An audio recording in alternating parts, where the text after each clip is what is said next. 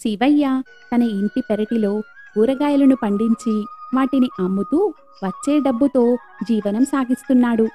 శివయ్య చాలా మంచివాడు. తనకు వీలైనంతలో అందరికీ సహాయం చేసేవాడు.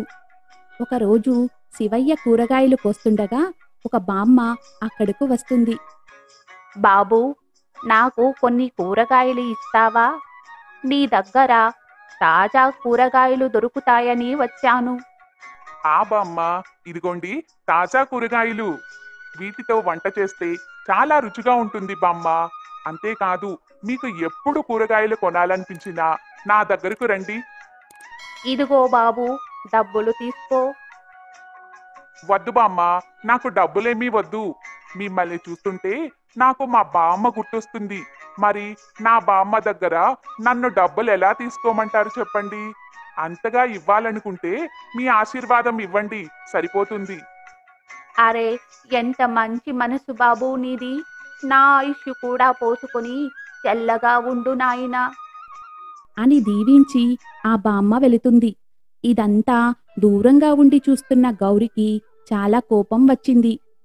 గౌరి శివయ్య భార్య. ఆమె చాలా స్వార్థంగా ఉంటుంది. శివయ్య ఇలా అందరితో మంచిగా ఉండడం ఆమెకు నచ్చేది కాదు. ఏంటి మీరు చేసింది? అలా డబ్బులు తీసుకోకుండా కూరగాయలు ఊరికే ఎందుకిచ్చారు? చూడు గౌరీ, ఆ బామ్మ ఈ వయసులో కూడా పనిచేస్తూ కష్టపడి జీవిస్తుంది. బామ్మ కూరగాయల కోసం ఇచ్చే డబ్బులు ఆమెకు ఇంకో అవసరానికి ఉపయోగపడతాయి. అందుకే నేను బామ్మ దగ్గర నుండి డబ్బులు తీసుకోలేదు. అయినా కూడా ఏం పర్వాలేదు గౌరీ. నేను బామ్మ దగ్గర నుండి డబ్బు కంటే విలువైన ఆమె ఆశీర్వాదం తీసుకున్నాను కదా, అది సరిపోతుందిలే అని చెప్పి శివయ్య ఇంట్లోకి వెళ్ళాడు. అది విన్న గౌరికి మరింత కోపం వచ్చింది. ఆశీర్వాదం అంటే ఆశీర్వాదం ఎందుకు పనికొస్తుంది? అది మీకు సరిపోతుందేమో, నాకు కాదు. నేనిప్పుడే వెళ్ళి ఆవిడను డబ్బులిమ్మని అడుగుతాను అంటూ గౌరి ఆ బామ్మ దగ్గరకు వెళ్ళి, ఇదిగో బామ్మ, మీరు తీసుకున్న కూరగాయలకు డబ్బులివ్వండి.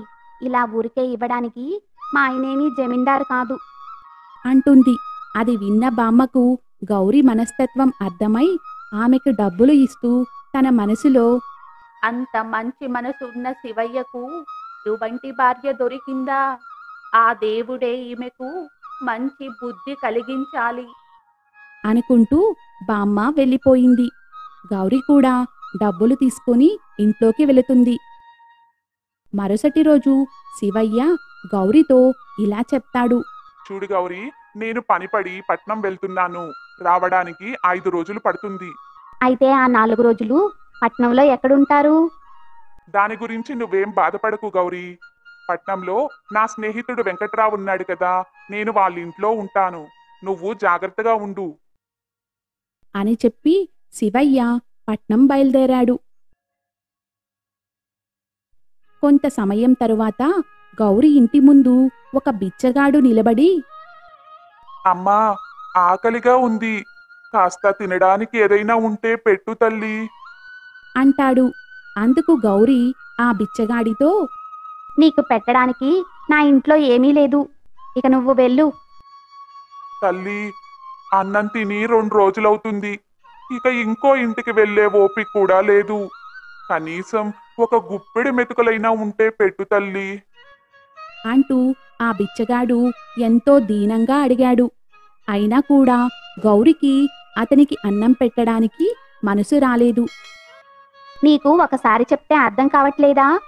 అయినా నీలాంటి వాళ్ళందరికీ అన్నం పెట్టడానికి నా ఇళ్ళేమీ సత్రం కాదు అంటూ అతన్ని తిట్టి అక్కడి నుండి తోసేస్తుంది.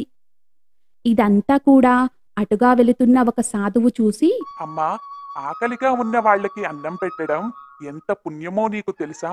మరి అలాంటి పుణ్యం సంపాదించుకోకుండా నువ్వలా తోసేయడం తప్పు కదా తల్లి ఏంటి ఇలా చెప్పి నువ్వు కూడా అన్నం పెట్టమని అడుగుతావా ఏంటి? అలాంటివేమీ నా దగ్గర కుదరదు.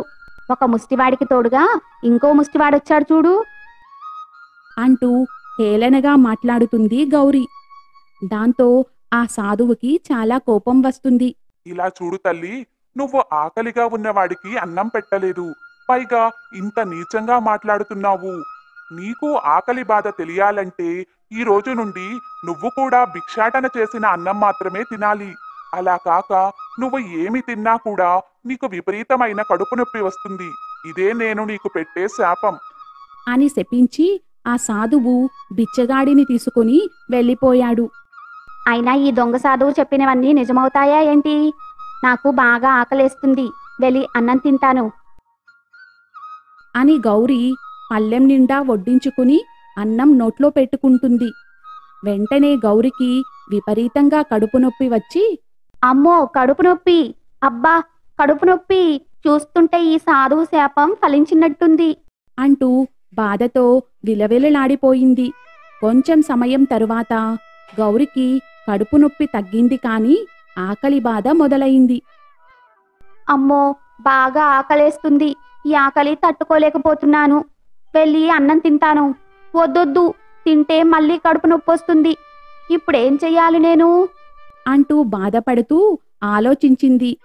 ఇక చేసేది లేక, ఆకలి బాధ తట్టుకోలేక గౌరి ముష్టివేషం వేసుకుని భిక్షాటన చేయడానికి వెళ్ళింది. అమ్మా ఆకలిగా ఉంది, కాస్త తినడానికేమైనా పెట్టు తల్లి అంటూ ఇంటింటికి వెళ్ళి భిక్షాటన చేసింది గౌరి. కొంతమంది అన్నం పెట్టేవారు, కొంతమంది పెట్టేవారు కాదు. అలా గౌరికి చాలా కొద్ది భోజనం మాత్రమే దొరికేది.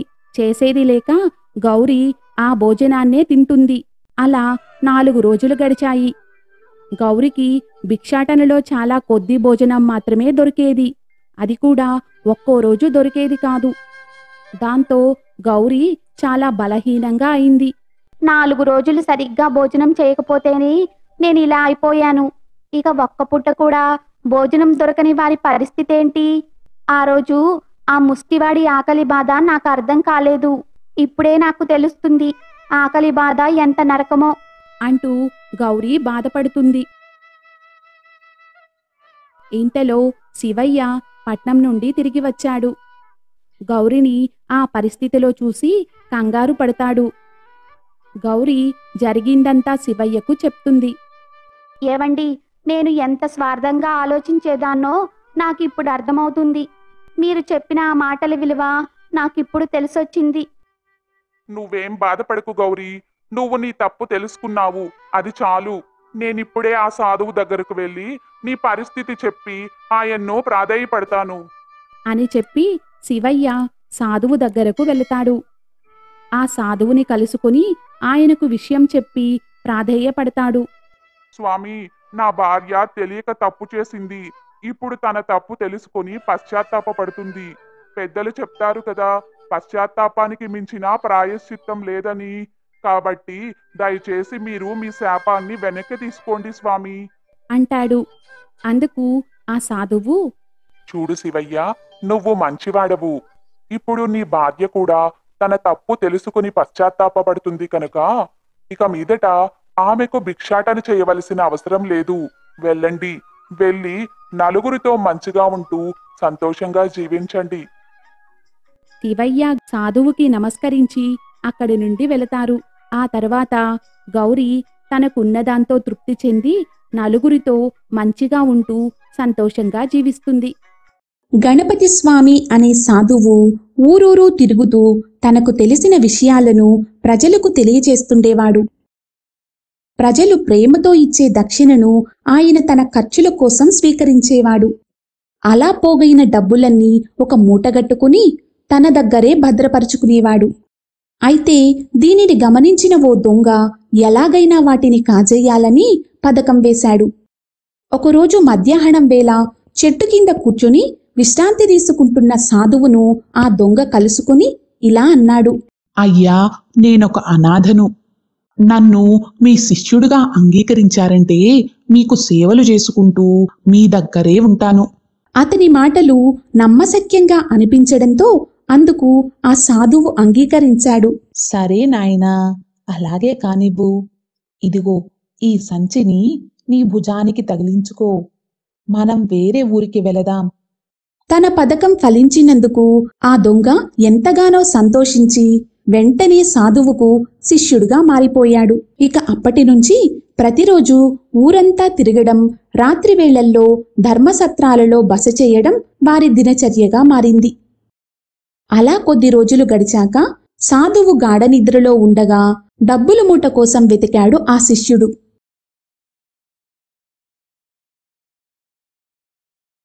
ఎంత వెతికినా అతనికి డబ్బు మూట కనిపించలేదు. అబ్బా, గురువుగారు చాలా గట్టివారే. డబ్బుల మూటని ఎక్కడో దాచిపెట్టి ఎంత ప్రశాంతంగా పడుకున్నాడో చూడు అంటూ మనసులో తిట్టుకున్నాడు. మరుసటి రోజు తెల్లవారాక స్నానం చేసి వస్తున్న గురువుగారి దగ్గర డబ్బుల మూట కనిపించేసరికి ఆశ్చర్యపోయాడు ఆ శిష్యుడు. అరే, రాత్రి ఎంత వెతికినా ఆ డబ్బు మూట నాకు కనిపించనే లేదు. మరిప్పుడు గురువుగారి దగ్గరకు ఆ మూట ఎలా వచ్చిందబ్బా? ఈరోజు రాత్రికి ఎలాగైనా ఆ మూటని కాజేయాలి. ఆ రాత్రికి కూడా డబ్బుల మూట కోసం అంతా వెతికి చూశాడు. కాని ఎక్కడా ఆ మూట ఆ శిష్యుడికి కనిపించనే లేదు. అలా ఎన్ని రోజులు వెతికినా డబ్బుల మూట మాత్రం అతనికి కనిపించనే లేదు. దీంతో విసిగిపోయిన ఆ శిష్యుడు నేరుగా గురువుగారి దగ్గరకు వెళ్లి ఇలా అన్నాడు. అయ్యా, ఎంతకాలమని ఇలా ఊరూరు తిరుగుతూ గడిపేది? ఏదైనా ఒక ఊరిలో స్థిరపడి పని చేసుకుని బతకాలనిపిస్తుంది. నాకు సెలవిప్పిచ్చారంటే నేను వెళ్ళిపోతాను. అందుకు సాధువు, అలాగే, క్షేమంగా వెళ్ళిరా నాయనా. నువ్వు ఎక్కడ జీవించినా మంచి బుద్ధితో నడుచుకోవాలన్నదే నా కోరిక అని ఆశీర్వదించి పంపించాడు. అయితే అలా వెళ్ళిన శిష్యుడు కాస్త దూరం వెళ్ళి మళ్లీ వెనక్కి తిరిగి వచ్చాడు. ఏమైంది నాయనా? ఇప్పుడే కదా వెళ్ళావు, ఇంతలోనే వచ్చావేం? మరేం లేదు గురువుగారు, నాదొక చిన్న సందేహం. అది తీర్చుకుని వెళ్దామని మళ్ళీ తిరిగి వచ్చాను. సందేహమా? ఏమిటది? అదేంటంటే, మీ దగ్గర ఎప్పుడూ ఒక డబ్బుల మూట ఉంటుంది కదా, అది రాత్రిపూట కనిపించదేంటి? దాన్ని ఎక్కడ దాస్తున్నారో కొంచెం చెప్పరు? అందుకు సాధువు ఇలా చెప్పాడు. మొదట్లోనే నీ వాలకం నాకు అర్థమైంది నాయనా. ప్రతిరోజూ రాత్రిపూట డబ్బు మూట కోసం నీ వెతుకులాటను నేను ఒక కంట కనిపెడుతూనే ఉన్నాను. అందుకే నిద్రపోవడానికి ముందుగానే ఆ డబ్బుల మూటను నీ సంచిలో పెట్టేవాడిని. తిరిగి తెల్లవారక ముందే నిద్రలేచి నీ సంచిలో ఉన్న ఆ డబ్బు మూటను నా సంచిలో పెట్టుకునేవాడిని. ఈ విషయం నీకు తెలియక నువ్వు ఆ మూట కోసం వెతికి వెతికి అలసిపోయావు. చూడు నాయనా, ఇతరుల ధనాన్ని, వస్తువులను దొంగలించాలనుకునేవాడు తన దగ్గర ఉన్న వాటిని ఎప్పటికీ గ్రహించలేడు. ఇది నువ్వు తప్పకుండా తెలుసుకోవాల్సిన నిజం. సాధువు మాటలు విన్న ఆ శిష్యుడు సిగ్గుతో తలవంచుకున్నాడు. అయ్యా, నా వల్ల పొరపాటు జరిగింది, నన్ను మన్నించండి. ఇకపై ఇటువంటి తప్పు ఎప్పుడూ చెయ్యను. నా జీవితాంతం మీతోనే ఉంటూ మీకు సేవలు చేస్తూ కాలం గడిపేస్తాను. ఇకపై ఇతరుల సొమ్ముకు ఎప్పుడూ ఆశపడను. నన్ను క్షమించండి. తన తప్పు తెలుసుకుని పశ్చాత్తాపపడుతున్న శిష్యుడిని పైకి లేపి సాధువు ఇలా చెప్పాడు. ఇకనైనా బుద్ధిగా నడుచుకుంటే అంతే చాలు నాయనా. పద, పక్క ఊరికి వెళదాం. ఇతరుల ధనాన్ని, వస్తువులను దోచుకోవాలని అనుకునేవారు తమ దగ్గర ఉన్న వాటిని ఎప్పటికీ గ్రహించలేరు. ఇదే ఈ కథలోని నీతి.